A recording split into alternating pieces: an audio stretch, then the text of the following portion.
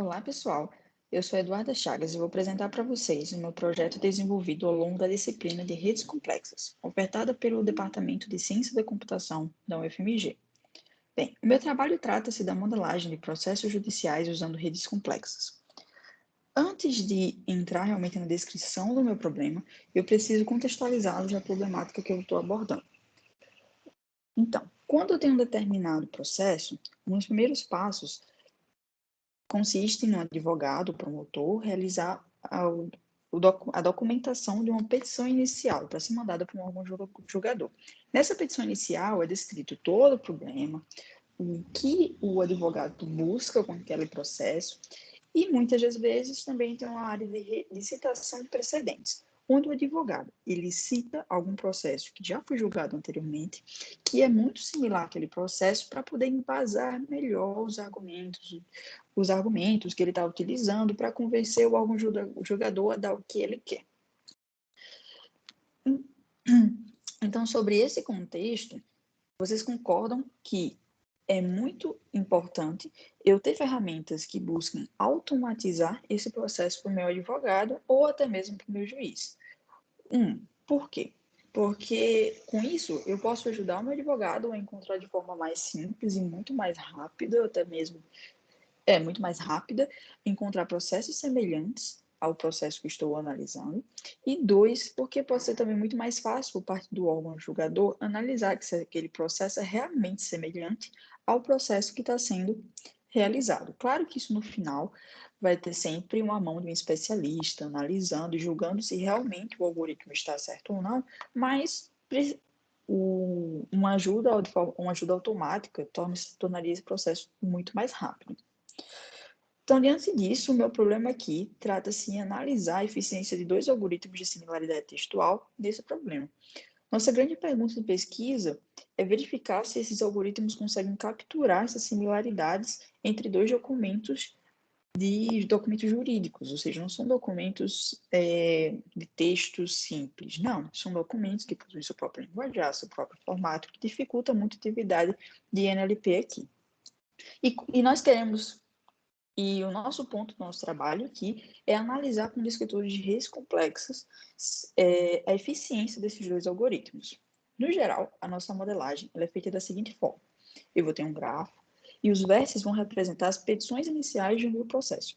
Já as minhas arestas correspondem à similaridade entre o texto das minhas duas petições, ou seja, esse grafo ele será não direcionado, ou seja, consideraremos que uma petição A quando ligado a uma petição B, significa que A é semelhante a B e B é semelhante a A. E essa aresta será ponderada, onde o peso indicará a similaridade entre A e B. O dataset base, da onde retiramos os dados para nossos experimentos, ele é formado através de um Square PR, feito diretamente pelo Tribunal de Justiça de São Paulo, coletando dados entre os anos de 2020 e 2021. Ou seja, todos os nossos processos, a grande maioria dos nossos processos, eles vão ser todos de São Paulo e são processos extremamente recentes. Cada processo ele vai ter o seguinte conjunto de features. Nós vamos ter o ID, que é o identificador único do meu processo, vou ter o texto da minha petição inicial, o status do dispositivo, ou seja, qual foi o resultado lá que eu tive do meu órgão julgador. Ele pode ter, o meu processo pode ser provido, improvido, não há conhecimento do resultado e assim por diante. Eu também tenho 3 descritores extremamente interessantes, que são a área, a classe e o assunto. A área, ela possui uma granularidade muito grossa, então ela não nos conta muita coisa sobre o processo. Nosso grande dataset de 25 mil amostras, temos apenas 2 áreas, que é a civil e a criminal. Isso não nos diz muita coisa realmente sobre o documento em si. Já a classe possui uma granularidade mais fina e o assunto é o que nos conta mais informações. No geral, ele tem essa cara aqui. Primeiro a grande área do direito, depois o assunto, depois o subassunto. Aqui na nossa análise, nós vamos considerar primeiro apenas a grande área do direito, ou seja, apenas essa primeira parte. Então, quando nós falarmos de assunto, estamos falando de qual área do direito aquele documento está inserido. E, por fim, também temos a data de publicação e julgamento. A nossa metodologia, ela consistiu em 2 grandes grupos de experimentos. Primeiro, estudar os grafos formados pelos algoritmos de similaridade, ou seja, analisar os clusters e as ligações formadas por eles.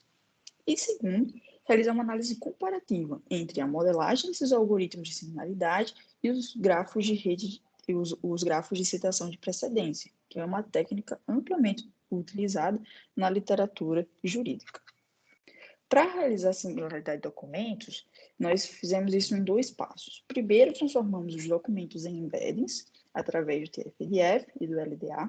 E segundo, calculamos a similaridade entre esses vetores de números reais através da similaridade do cosseno, onde quanto mais próximo de um, mais similar são esses documentos.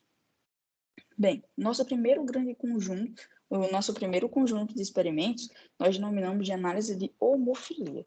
Mas um pouco mais para frente vai ficar claro por que esse nome, mas basicamente a nossa pergunta consiste em: os algoritmos de modelagem de tópicos e similaridade de textos conseguem capturar informações sobre classe, assunto e ou status de processos judiciais? Ou seja, nós queremos ver qual desses algoritmos conseguem agrupar melhor nós com a mesma classe, ou com o mesmo assunto, ou com o mesmo status. Uma forma semelhante, um outro ponto de vista de se pensar sobre esse problema é refletir o seguinte: se eu tenho um novo nó, eu quero adicionar uma nova petição em cada uma das minhas redes, a probabilidade dele se unir a um nó de mesma categoria, ela é maior que a probabilidade dele se unir a um nó de diferente categoria? Para a gente, se essa probabilidade de formar uma areia homogênea, ou seja, ligar um nó com um nó de mesma categoria, ela é ótima, porque nós temos um indicativo de que esses documentos são minimamente semelhantes. Então, quanto mais homofílico for o grafo, melhor para a gente. Para isso, para fazer esses experimentos, nós coletamos uma amostra aleatória de 1.200 processos para análise, onde ele se encontra extremamente balanceado em relação aos assuntos. Então, nós temos 400 processos de direito civil, 400 processos de direito penal e 400 processos de direito tributário. Para a construção de gráficos, nós fizemos isso em 2 partes. Primeira parte, construímos um gráfico completo, ou seja, para cada petição, nós calculamos a similaridade entre todas as outras presentes no meu dataset. E, no fim, nós fizemos um corte das arestas. Retiramos 90% das arestas que eu tinha ali, deixando apenas aqueles 10% que possuem os maiores pesos, ou seja, as maiores similaridades. Após isso, nós calculamos aqui no histograma desses pesos, dessas arestas, dessas similaridades. E o que nós podemos ver é que o TF-PDF, a tendência que ele tem uma tendência de que muitas arestas, certo? Aproximadamente 900 arestas, elas possuem similaridade máxima, mas existem algumas que possuem similaridade muito baixa, né, em relação ao 1, ou seja, similaridade de 0,7. Já o LDA não, essas similaridades elas parecem ser bem distribuídas entre 0,98 e 0,989. Esse daqui foi o nosso grafo obtido pelo TF-IDF, onde cada corzinha aqui do nó, ele representa um assunto que nós estamos analisando. Eram 3 assuntos, então temos 3 cores. O que nós vemos aqui é que eu tenho um grafo extremamente desconexo, formado por vários pequenos clusters, onde a tendência que eu tenho é ou os meus nós eles estão isolados, ou eles estão agrupados com nós de mesmas cores, ou seja, de mesmas categorias. Já o LDA, nós temos um comportamento diferente, onde eu tenho muitos nós aqui da periferia, onde eles estão um pouco conectados, e eu tenho um grande cluster aqui, um grande aglomerado, que não dá para a gente, apenas visualmente, verificar se ele está conectado com nós de mesma classe ou não. Para fazer um estudo não apenas visual da morfologia das minhas redes, optamos por utilizar esses 3 descritores de redes complexas. Um é a distribuição dos graus da rede, que trata-se da média dos graus dos N nós do meu grafo G.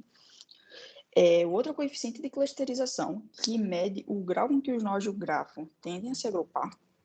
E, por último, a distribuição de Betweens. Betweens trata-se da métrica de centralidade, que ele calcula a proporção de caminhos mínimos que passam por um determinado nó, sendo um ótimo indicativo, por exemplo, para verificar se o nó ele é uma ponte ou não em um meu gráfico.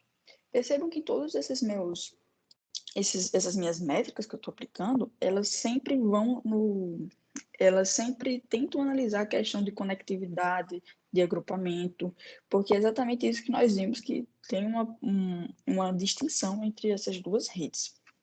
Aqui são os resultados obtidos pelo TF-EDF. Nós vemos que realmente nós não temos pontes no meu grafo, isso, pois nós temos um betweenness muito pequeno ao longo da minha rede. Isso realmente faz sentido, porque o meu gráfico é totalmente desconexo.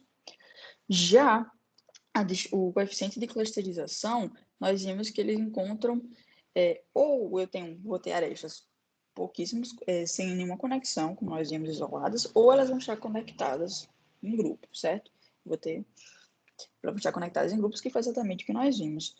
Já no LDA, nós temos um coeficiente de clusterização relativamente pequeno, com uma pequeníssima proporção de nós conectados, totalmente conectados, e o betweenness, no geral, ele tende a ser um pouco maior do que no gráfico formado pelo TF-EDF, até porque ele é um gráfico conexo, então eu posso ter realmente a presença de mais pontos do que no outro gráfico totalmente desconexo.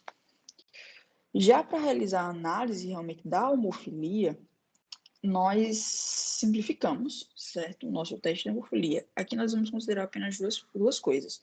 Uma é a probabilidade de uma aresta ser homogênea, ou seja, ela ligar dois nós de mesma categoria. E a outra é a probabilidade dela ser uma aresta heterogênea. Nossa hipótese nula, que nós vamos analisar aqui, é um grafo ele não apresentará homofilia se essas probabilidades forem semelhantes, ou seja, ao adicionar um novo nó, ele vai se ligar a qualquer outro nó, independente dele ser ou não da mesma categoria. Eles vão ter a mesma probabilidades. Já um indicativo de que haverá homofilia em um grafo é que vai ser essa diferença entre a probabilidade de uma aresta ser homogênea ou heterogênea. Quanto maior for a probabilidade de eu ter uma nova conexão homogênea, maior é o indicativo de que aquele grafo é homofílico. Então, para fazer esse estudo, nós selecionamos 3 features, que foram o assunto, a classe e o status. Para cada uma dessas features, nós modelamos a nossa rede, onde cada nó, o tipo do meu nó vai ser dado por essas features, e nós calculamos o percentual de arestas homogêneas e heterogêneas.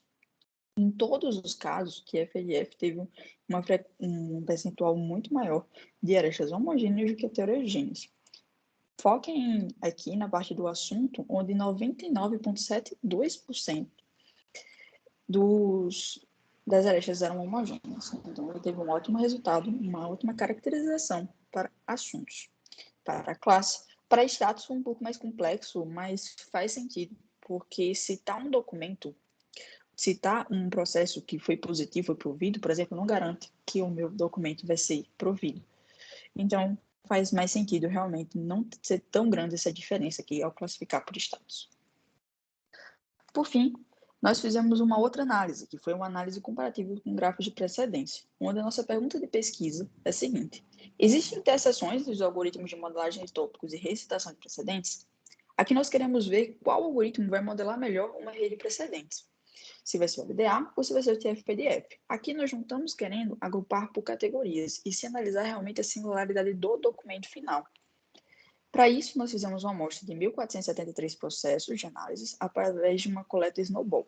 Esses documentos não estavam no grande conjunto de dados, apenas de primeiro nível, e foi feito da seguinte forma. No primeiro nível, nós verificamos quais documentos tinham citações de precedentes, uma vez que não é via de regra que cada petição inicial vai citar algum outro processo já passado.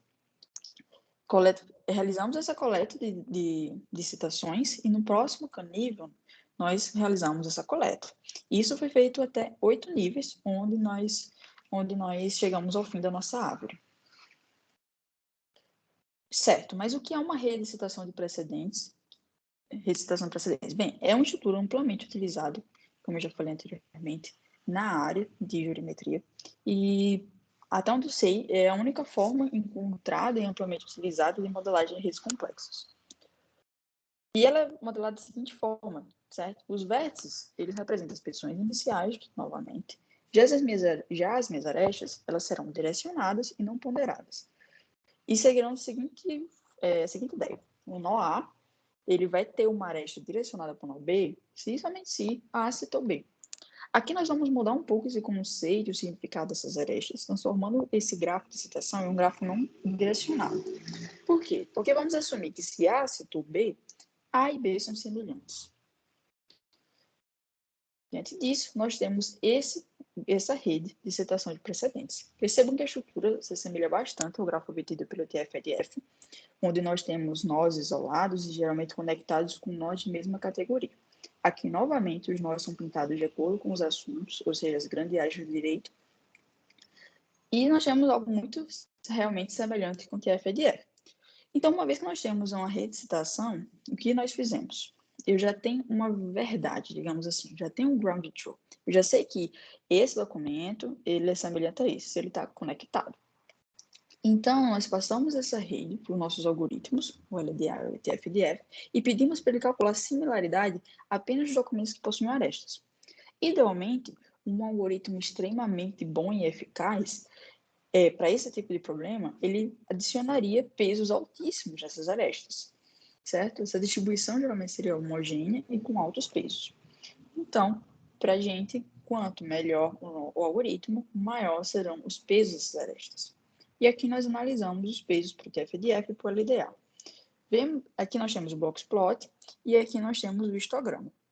Vemos que o LDA ele realmente possui um maior peso, ficando com a mediana entre 0,75, e já o TF-EDF, ele tem a sua distribuição de peso, ela ficou baixíssima, com a mediana apenas de 0,15. Por fim, também analisamos a distribuição do grau dos nós. Aqui nós temos a rede de precedentes, o LDA e o TF-EDF. Como podemos ver, essas distribuições são bem semelhantes, mas em escala, o LDA novamente se assemelha mais com a distribuição de graus de uma rede de precedentes. E, por fim, nossas conclusões foram as seguintes. Não existe uma técnica bala de prata para resolver todos os problemas. O TF-EDF ele se mostrou uma técnica melhor para agrupamento de categorias. Então, se você quer agrupar em categorias por assunto, ou por assunto, ou por status, o TF-EDF mostrou ter uma melhor performance. Já se você quer analisar a similaridade em si dos documentos, o LDA mostrou uma técnica mais eficiente. Isso pode até ser explicado pela complexidade que nós temos das técnicas, já que o TF-EDF trata-se apenas de contagem de frequências de palavras em documentos, sem considerar nenhum contexto. Bem, é isso, pessoal. Se vocês tiverem qualquer dúvida em relação ao projeto, dúvida, críticas, sugestões, é só falar comigo. Eu estou à disposição. E obrigada.